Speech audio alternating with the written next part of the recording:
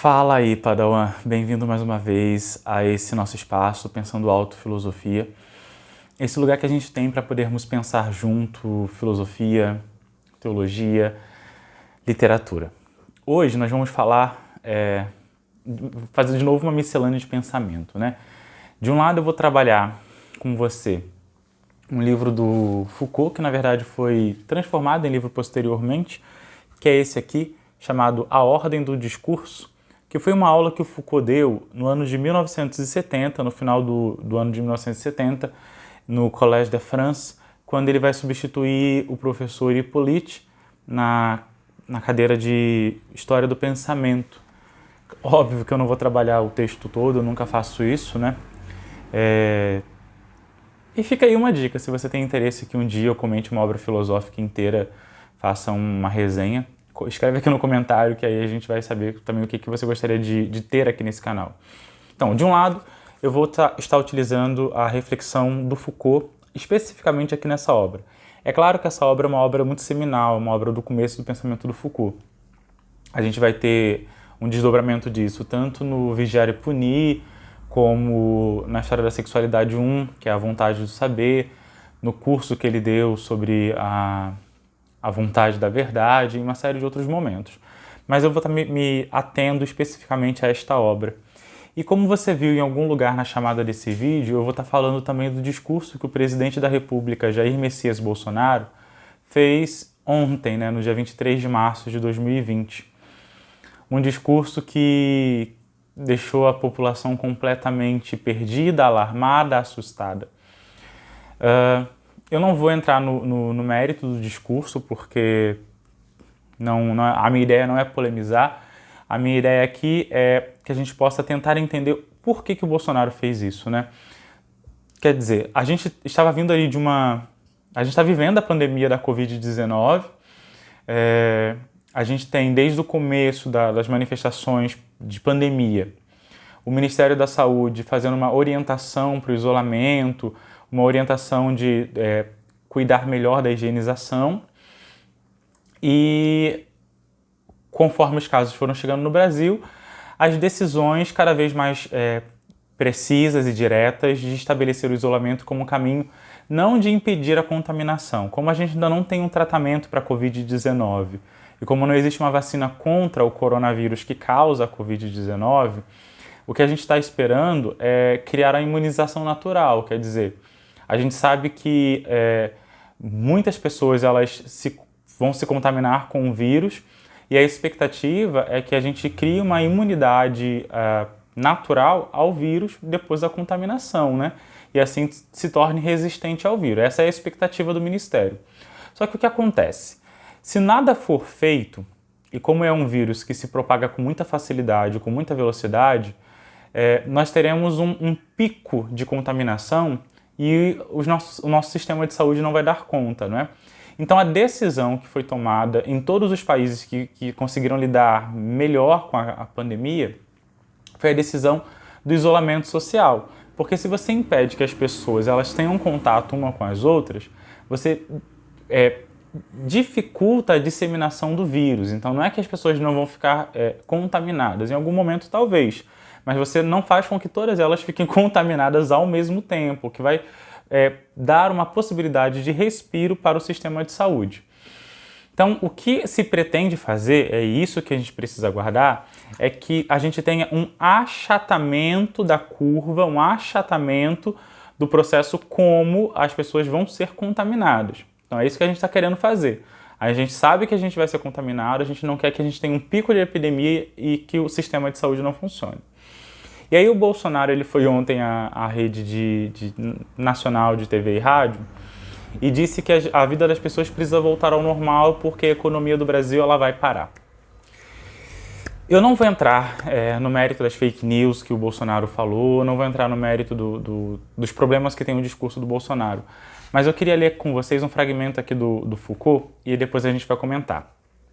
Lá na página 46, o Foucault diz assim: o discurso nada mais é do que a reverberação de uma verdade nascendo diante de seus próprios olhos. O discurso nada mais é do que uma reverberação da verdade nascendo diante dos seus próprios olhos. E quando tudo pode, enfim, tomar a forma de discurso, quando tudo pode ser dito e o discurso pode ser dito a propósito de tudo, isso se dá porque todas as coisas, tendo manifestado e intercambiado seu sentido, podem voltar à interioridade silenciosa da consciência de si. Aqui o que o Foucault está querendo dizer, e eu acho que isso é muito interessante, é que existe uma possibilidade discursiva de que quando nós estabelecemos algo num discurso corrente, a gente dá a possibilidade desse algo que foi estabelecido, por mais absurdo que seja, ser tomado em conta como verdade. Uma vez que ele é estabelecido como verdade, ele pode se arvorar no sentido de saber, no sentido de alimentar um poder. Por que eu comecei com isso? Vamos lá, vamos tentar entender o que o Bolsonaro está fazendo. As medidas do Ministério da Saúde, até esse momento, elas foram fantásticas, né? Isolamento social, aumento de higienização, traz de volta os profissionais de saúde que estão de férias, impede as férias dos profissionais e a gente cuida da população como um todo. E aí a gente precisa entender o seguinte, porque a gente brasileiro tem uma memória curta. A nossa economia, ela está quebrada já há alguns anos. E a promessa de crescimento econômico que o governo de Jair Messias Bolsonaro trazia com a sua eleição em 2018, ela não vinha se cumprindo. Ela não se cumpriu no ano de 2019 e ela não se cumpriu no ano de 2020. Né? Muitas pessoas faziam piada com o PIBinho do Paulo Guedes. Então a gente estava vendo já uma delicadeza econômica muito grande. E aí o que o Bolsonaro está fazendo? Olha que coisa, eu vou te chamar assim de genial, só para você entender. Os governadores, seguindo as orientações da Organização Mundial da Saúde, decretaram para os estados medidas muito duras e muito severas de isolamento, impedindo às vezes transportes de localidades, impondo barreiras sanitárias, determinando fechamento de comércio. E a gente sabe que, óbvio, e isso inclusive nos países de primeiro mundo, o isolamento social ele tem um reflexo na economia. É óbvio que cuidar das pessoas por meio do isolamento social significará um aperto econômico após o isolamento social. E todo mundo que tem um mínimo de capacidade cognitiva sabia disso. Pois bem, o que Bolsonaro está fazendo? Ele está fazendo um jogo do disse e não disse dentro do próprio governo. O ministro da Educação, Mandetta, dá uma orientação de isolamento que é a orientação correta. Mas o Bolsonaro vai a público para dizer à população que eles não devem se desesperar, não se deve criar histeria, que a Covid-19 é só uma gripezinha, que ela não mata quase ninguém, que ela na verdade não mata, que quem tem bem de saúde não precisa se preocupar. E ataca os governadores publicamente numa transmissão, né, em rede nacional. Por que isso é importante? Porque vamos tentar entender o que vai acontecer. Quando a medida dos governadores der certo, e ela vai dar certo, nós temos essa esperança, nós iremos conseguir achatar a curva da contaminação com o vírus. O que vai fazer com que o sistema de saúde ele consiga respirar. O que vai fazer com que o sistema de saúde ele consiga, de algum modo, atender aquelas pessoas que serão necessitadas do SUS. Se a estratégia dos governadores der certo, nós não teremos um pico imenso da contaminação. Nós iremos achatar essa curva. Então, a sensação da pandemia, a sensação da mortalidade, a sensação da ineficiência do serviço de saúde vai ser muito menor, justamente porque nós tivemos medidas restritivas que fizeram com que essa curva achatasse. Só que, evidentemente, isso vai causar um processo meio de recessão depois, não é? E aí, o que o Bolsonaro vai fazer? É aí que está a genialidade.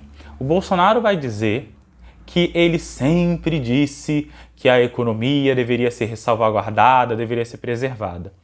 Por quê? O que vai acontecer? Quando nós começarmos a experimentar os efeitos da dificuldade econômica depois do processo de isolamento, isso vai doer em nós. A gente não está mais sentindo a questão da pandemia, porque a zona de isolamento ela nos deu uma certa segurança, mas o processo de recessão, isso vai nos alcançar a todos. Iremos passar por muita dificuldade, e isso vai ser sensível. E o Bolsonaro vai usar a Covid-19 para mascarar a ineficiência econômica do seu governo, que não conseguiu dar as propostas de crescimento econômico que eram prometidas desde a da candidatura e da eleição em 2018. Ele vai botar tudo na culpa da Covid-19 e ele vai se eximir de responsabilidade porque ele vai colocar toda a responsabilidade do caos econômico na conta dos governadores. Porque Bolsonaro vai dizer que os governadores estavam governando contra o governo federal, estavam governando contra o presidente da República, estavam governando a seu bel prazer. Sendo que se os governadores não fizerem o que estão fazendo, nós teremos muitos mortos, né? E aí a gente pode fazer uma estimativa básica, né? Hoje eu dei uma olhada em algumas manifestações do Mandetta e numa delas o Mandetta dizia que a curva de mortalidade seria de mais ou menos 10% se nada fosse feito. Quando a gente escuta assim 10%, parece que é pouca coisa, né? Porque a gente esquece que é 10% da população total do Brasil. 10% da população total do Brasil dá um pouquinho mais de 2 milhões de brasileiros, né? A estimativa, partindo de alguns estudos que foram feitos no Reino Unido, é que se a gente não tomar os cuidados básicos, a gente vai ter 1 milhão de mortos. Então, assim, tomar esses cuidados é necessário para que a gente não tenha um momento de purgação social pela mortalidade causada pela Covid-19. É claro que isso vai ter um impacto na economia, só que esse impacto vai ser sentido por todos nós e deverá ser enfrentado por todos nós. O que o Bolsonaro deveria estar fazendo agora, em vez de produzir discursos para criar narrativas, criar retóricas, criar vontades de verdade, vontades de saber que se alimentam, né, com o passar do tempo, de mentiras, de enganação, para lá na frente ter um escudo discursivo para dizer: olha, eu tentei salvar o Brasil, mas os governadores não deixaram. O que Bolsonaro deveria fazer era criar uma coalizão de combate à pandemia. Então, apoiar os governadores. O que Bolsonaro deveria fazer era incentivar fiscalmente, inclusive monetariamente, as empresas de médio e pequeno porte. O que Bolsonaro deveria fazer era proporcionar que os trabalhadores tivessem seus direitos garantidos e salvaguardados nesse momento, pelo menos. E aí depois todos vamos, do mesmo modo que estamos nos isolando pela pandemia, deveríamos nos esforçar também pela recuperação econômica. Só para lembrar, antes da pandemia, antes da Covid-19, nós já tínhamos quase 13 milhões de desempregados no Brasil. Dessa porcentagem, quase a metade já estava sem esperança de conseguir empregos. A gente precisa recordar que, pelo menos aqui no Rio de Janeiro, o combustível estava, né, quase R$5 e em alguns lugares passando de R$5. A gente precisa lembrar que em muitos estados os salários não estavam sendo reajustados. A gente precisa lembrar que o que cresceu de emprego no Brasil do ano passado para esse ano foi o emprego informal, que não dá nenhuma garantia e nenhuma seguridade ao trabalhador. Então, quando lá na frente o Bolsonaro disser que ele foi o salvador da pátria, ele foi o Messias, nós não podemos esquecer que o que o Bolsonaro fez foi produzir um discurso para manipular a vontade de verdade que a população brasileira tem e para se blindar de possíveis ataques ao seu governo, que são ataques legítimos. O governo Bolsonaro não entregou o avanço econômico que se esperava quando ele foi eleito. Essa é a primeira coisa. A segunda coisa é que Bolsonaro governa a partir da discórdia, Bolsonaro governa a partir do ódio, Bolsonaro governa jogando uns contra os outros. Os governadores que tomaram decisões restritivas severas estão corretos nas suas decisões e elas devem ser cumpridas. Esses mesmos governadores têm consciência do impacto econômico que isso irá causar, mas eles também entendem que mais importante do que agradar o mercado é salvaguardar a sua população. Afinal de contas, quando elegemos um candidato para um cargo eletivo, a primeira função do candidato é garantir que o indivíduo, o sujeito, o cidadão, possa ter vida na pátria, não é? O limite do poder do soberano é o cidadão, é o sujeito. Se ele não faz isso, ele não cumpre bem o seu